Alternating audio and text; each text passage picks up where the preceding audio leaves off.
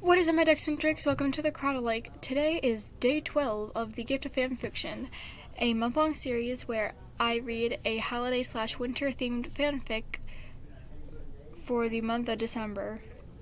Today we are reading Wiped Out, I think. I don't know, I can't tell. Yeah, it's called Wipeout. Of course I don't know the name of my own fic. But we're reading that. But before we get into reading, I'd like to welcome you to my live channel tomorrow, December 13th, for a charity live stream that I'm doing in partnership with Red Nose Day, Tiltify, and Jacksepticeye. We are raising money to get people food for the holidays, and this is very important. So if you like to support a small creator and a good cause, come to my stream. Like, you could go to the bigger YouTuber streams, but it could really help a lot if you'd come to my stream. We could show bigger YouTubers that smaller YouTubers can make a change also, so I hope you can make it. And with that, on with the fic. Summary. The sides are elves working at the North Pole. As one would expect, things don't turn out very good when the sides are overworked during the busiest time of the year. Wow, this is the busiest time of the year, Roman stated, stepping to work on December 1st, knowing that these next couple weeks were going to warrant long work hours of making his specialty, dresses. He was the head of the costume department since he's really good with dress-up clothes. He had the hardest job out of all his friends. He wished he had Logan's job. He was Santa's main elf. He helped him with the list, he gave Santa the smartest suggestions, and he even got the absolute privilege of going with Santa in the sleigh on Christmas Eve. He was just so lucky. Although he had to admit he was mostly jealous, he was very proud of his friend Logan. They were very good friends, and now they got to grow up together.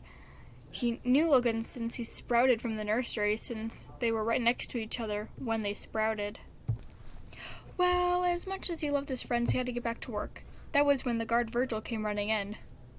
"Mr. Roman, sir, I have terrible news." He got worried, but knew that this elf was a scaredy cat, so didn't think much of it. "You don't have to call me Mr. or Sir. You can just call me Roman. What did you need to tell me, Virg?"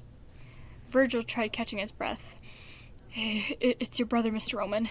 He escaped and is on the loose, destroying almost anything in the wooden department." Roman started sprinting to the announcer phone, the phone connected to the speaker system at the North Pole. "Attention everyone, elves, reindeers, animals alike. The criminal, Remus Grinch, is on the loose once more. He could very well destroy Christmas. I put up his picture on your smartwatches. If you see this man, don't run. Try to capture him so he could do no harm. Thank you." As Roman turned around, he saw his friend Logan standing behind him. He had deep bags and was very pale. He looked like he was barely able to stand. "Roman, I sent out the troops to search for him and capture him. Once he is captured, he will be put back in the highly secured containment center." Roman gave Logan a hug and let go so he could speak. "Logan, you look terrible. Who spiked your eggnog?" Logan shook his head. "Roman, no one spiked my eggnog. It is super hard to tell you how hard it is to do the naughty and nice list this year. I could barely tell if they're being bad because they are bad or because of the poor mental health effects 2020 has brought onto them. We don't want to call them naughty if they just have a poor home life and they're stuck there, but we also don't want to give them anything if they weren't actually bad. Mr. Claus's headquarters is having a morality crisis." Roman looked into his glazed eyes. "I'm so sorry, Lo. Could you ask the boss if you could take a break?" Logan shook his head. "We are in the busiest time of the year. There is no time to take a break." Roman looked down. "I got a solution." He then wrote out his idea on a piece of paper in which, in the North Pole, was basically wrapping paper, to have Logan read over and give to Mr. Claus. "I like where you're going with this, Roman." Next thing he knew, Patton was in charge of telling who was naughty and nice. He always has been the moral compass up here in the North Pole, but it was just a matter of time until he found his place. As for Logan, as much as it pained him, he worked himself into being sick and was put to bed rest by the nurse elves.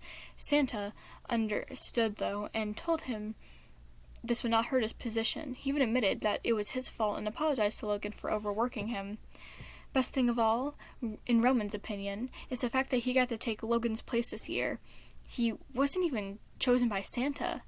Logan told Santa that he would be a good replacement, and Santa agreed, leaving them and the world to have a Merry Christmas.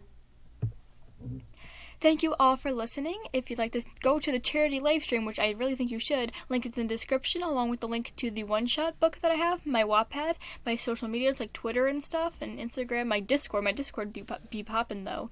If you'd like to read all the fanfics from the series, click on the green thumbnail. If you'd like to listen to all my Wattpad Read Alouds, click on the beige one. If you'd like to know how to make your own fic for the series, click the blue thumbnail. And if you want to watch the rest of my videos, click on my face.